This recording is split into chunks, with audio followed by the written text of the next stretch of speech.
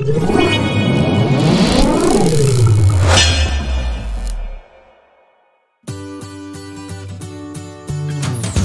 rekan-rekan film investor, saya kembali lagi menghadirkan video-video seputar saham dan ekonomi Indonesia.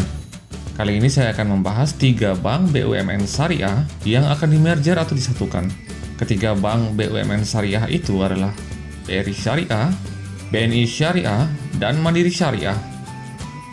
Saya akan membahas kualitas fundamental dari masing-masing bank BUMN Syariah ini berdasarkan laporan keuangan terbaru tahun 2019.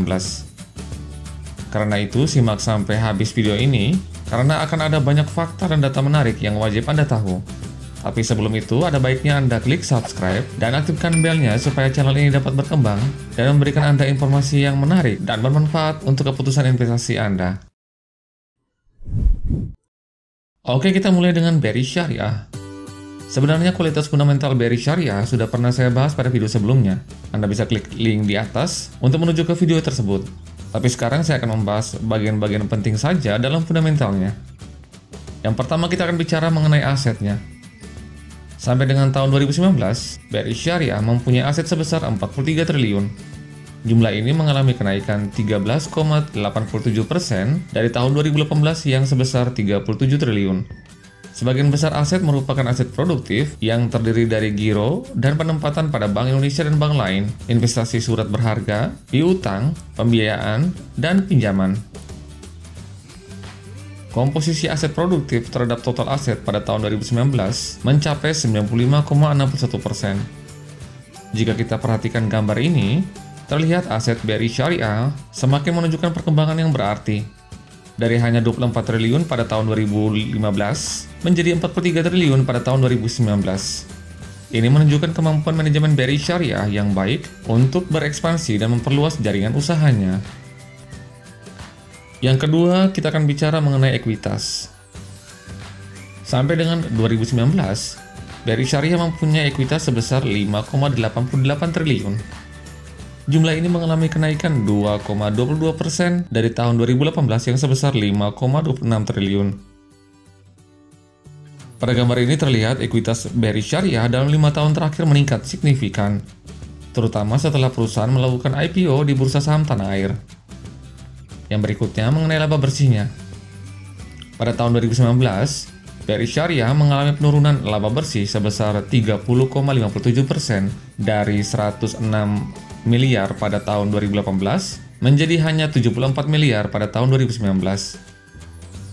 Manajemen menjelaskan bahwa penurunan laba bersih ini dikarenakan adanya peningkatan pada CKPN atau cadangan kerugian penurunan nilai sebesar 37,87%.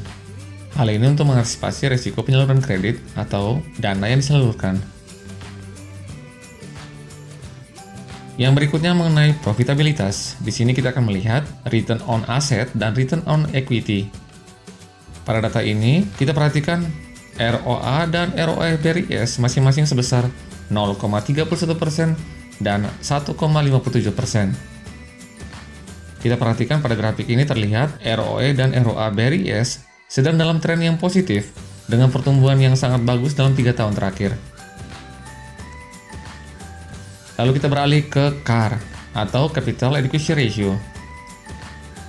Kita perhatikan pada tabel ini yang saya ambil dalam laporan keuangan tahun 2019, terlihat BRIS mempunyai CAR sebesar 25,26%.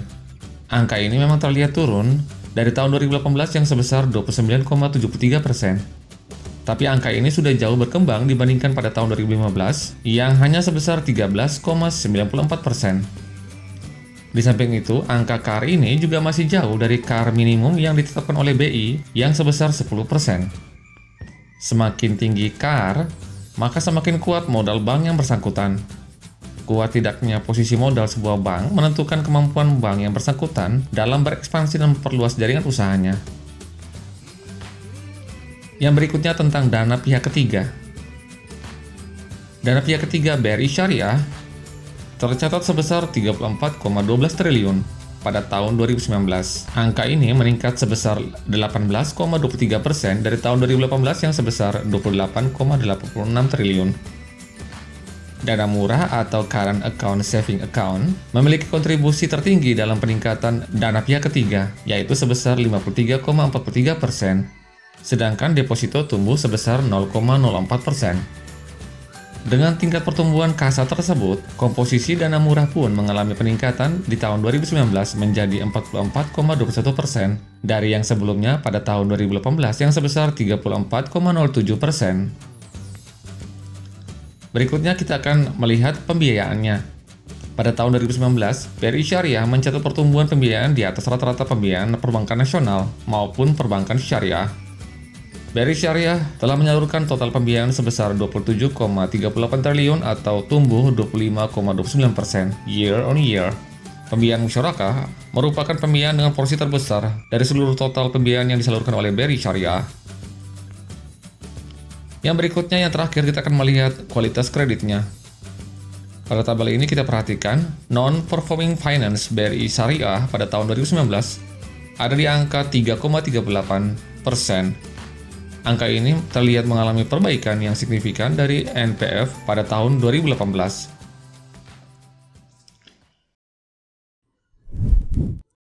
Oke, kita beralih ke bank syariah kedua yang akan dimerger, yaitu BNI Syariah.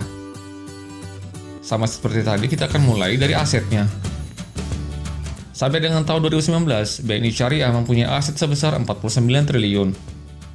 Jumlah ini mengalami kenaikan 19% dari tahun 2018 yang sebesar 41 triliun. 4 komponen utama aset BNI Syariah adalah giro dan penempatan pada Bank Indonesia, investasi pada surat berharga, piutang mudharabah, pembiayaan mudharabah, dan pembiayaan musyarakah. Komposisi aset produktif terhadap total aset pada tahun 2019 mencapai 95,3%. Jika kita perhatikan pada gambar ini, terlihat aset BNI Syariah semakin menunjukkan perkembangan yang sangat menggembirakan. Dari hanya 23 triliun pada tahun 2015 menjadi 49 triliun pada tahun 2019.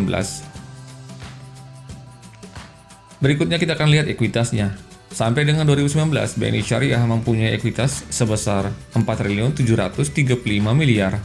Jumlah ini mengalami kenaikan sebesar 11,6% dari tahun 2018 yang sebesar 4.242 miliar. Pada gambar ini terlihat ekuitas BNI Syariah dalam 5 tahun terakhir meningkat signifikan, terutama mulai dari tahun 2017.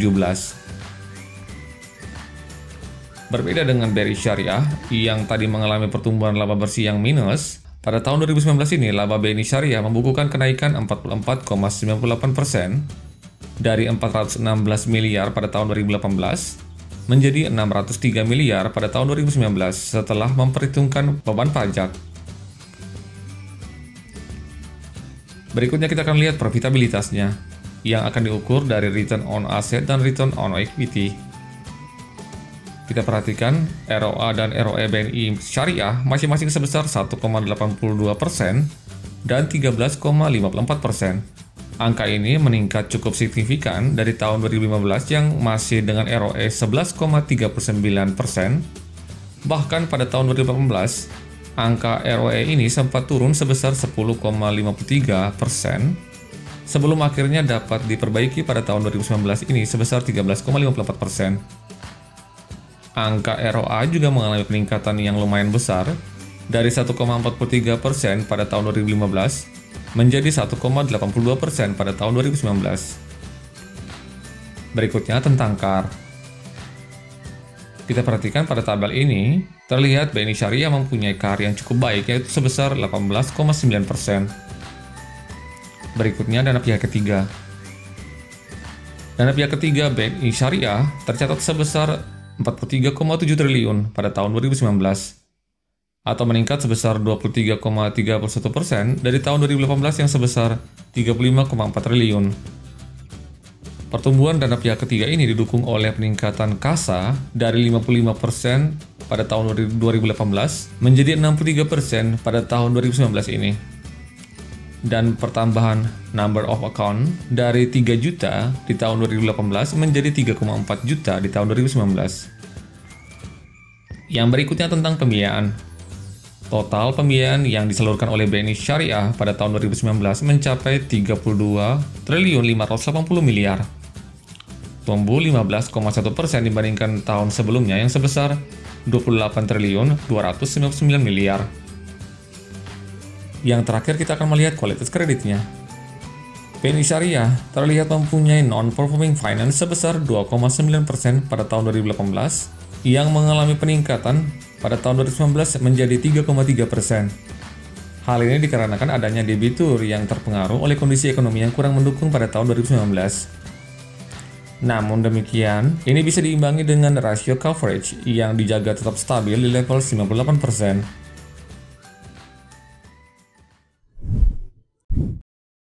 Berikutnya kita akan membahas Mandiri Syariah, BUMN Syariah ketiga yang akan di-merger. Sama seperti dua perusahaan lainnya, kita akan memulai dari asetnya. Sampai dengan tahun 2019, Mandiri Syariah mempunyai aset sebesar 112 triliun. Jumlah ini mengalami kenaikan 11% dari tahun 2018 yang sebesar 98 triliun. Pertumbuhan aset ini lebih tinggi dari pertumbuhan aset bank umum konvensional yang hanya sebesar 5,93%. Dan lebih tinggi dari pertumbuhan aset bank syariah di Indonesia yang hanya sebesar 10,36%. Berikutnya kita akan melihat ekuitasnya. Sampai dengan tahun 2019, Mandiri Syariah mempunyai ekuitas sebesar 9 triliun 245 miliar. Jumlah ini mengalami kenaikan 15% dari tahun 2018 yang sebesar 8 triliun 39 miliar. Pada grafik ini terlihat ekuitas Mandiri Syariah dalam 5 tahun terakhir konsisten meningkat secara signifikan. Berbeda dengan BRI Syariah tadi, yang mengalami pertumbuhan laba yang minus pada tahun 2019, laba tahunan Mandiri Syariah membukukan kenaikan yang cukup fantastis, yaitu sebesar 110,68% dari 600 miliar pada tahun 2018 menjadi 1 triliun 275 miliar pada tahun 2019. Berikutnya kita akan lihat profitabilitas. ROA dan ROE Mandiri Syariah masing-masing sebesar 1,69% dan 15,66%. Angka ini meningkat cukup signifikan dari tahun 2015 yang hanya sebesar 5,92% untuk ROE dan untuk ROA sebesar 0,56%. Yang berikutnya, kita akan lihat CAR atau kewajiban penyediaan modal minimum. Kita perhatikan pada tabel yang saya ambil dari laporan keuangan tahun 2019 ini, terlihat Mandiri Syariah mempunyai CAR sebesar 16,15%. Angka ini sedikit mengalami penurunan dari tahun 2018 yang sebesar 16,26%. Tapi kita perhatikan capaian CAR pada tahun 2019 ini sudah jauh lebih besar dari posisi CAR pada tahun 2015 yang hanya sebesar 12,85%. Berikutnya tentang dana pihak ketiga. DPK Mandiri Syariah tercatat sebesar 99 triliun pada tahun 2019. Angka ini meningkat sebesar 14,11% dari tahun 2018 yang sebesar 87 triliun. Pertumbuhan dana pihak ketiga ini lebih besar dari rata-rata pertumbuhan dana pihak ketiga perbankan tanah air yang sebesar 11,42%. Yang berikutnya kita akan lihat tentang pembiayaannya. Total pembiayaan bersih yang disalurkan oleh Mandiri Syariah tahun 2019 mencapai 27 triliun atau mengalami pertumbuhan sebesar 16% dibandingkan tahun 2018 yang sebesar 23 triliun. Yang terakhir kita akan lihat aspek kualitas aset Mandiri Syariah. Kita perhatikan pada tahun 2019 tercatat non-performing finance Mandiri Syariah sebesar 1%. Angka ini sudah menunjukkan perbaikan dari tahun sebelumnya yang sebesar 1,56%.